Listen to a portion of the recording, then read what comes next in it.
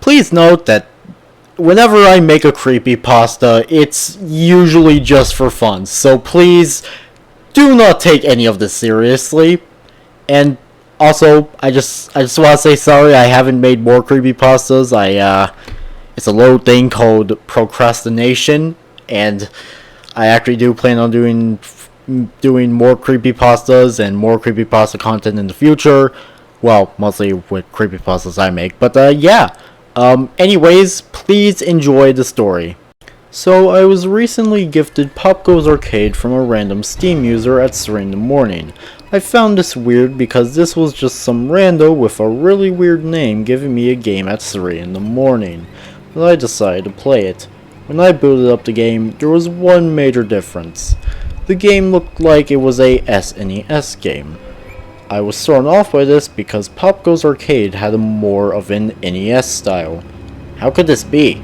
I thought the game was playing the same way the original Popgoes Arcade played. There were also many cutscenes when you talked to the characters.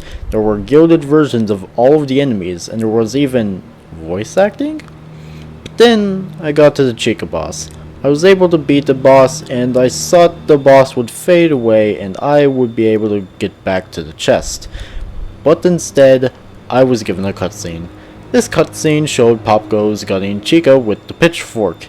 After this, the screen fades to black and shows Popgoes back in the inn and in the new room that was added. He had a mad expression on his face, and Chica's head was on the table as her pitchfork was on the wall. What creepypasta shit is this? I thought as I left the room to see that Manora was gone. I left the inn and things were off. The happy music was a little sadder and the plants looked dead. I should stop playing, I thought, but I didn't want to. I wanted to continue. The same thing happened with Foxy and Bonnie. Showed Foxy being gutted and Bonnie being decapitated. After this, Popgoes was now the shadowy figure with blood-red eyes.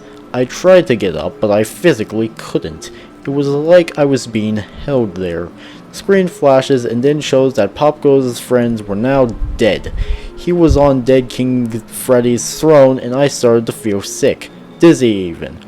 He started to hear laughing as the screen distorted and started flashing colors.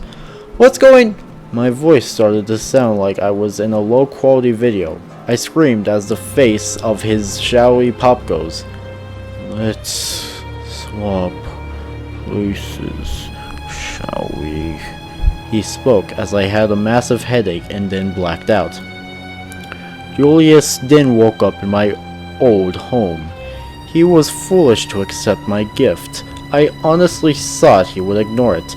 Accepting a gift from a stranger at 3 in the morning. Come on, red flags. But hey, the idiot fell for this and now I have his body. And for Julius, said the entity as he looked over to see the screen to see a Popgoes with Julius's dark green eyes banging on the screen and crying. Oh, it's too late, Julius, the entity said as he grabbed the computer and left with it. After leaving the computer with Julius at some random house, I decided to use his money to get a new one and continue the thing that I've been doing. Stealing people's bodies for shits and giggles.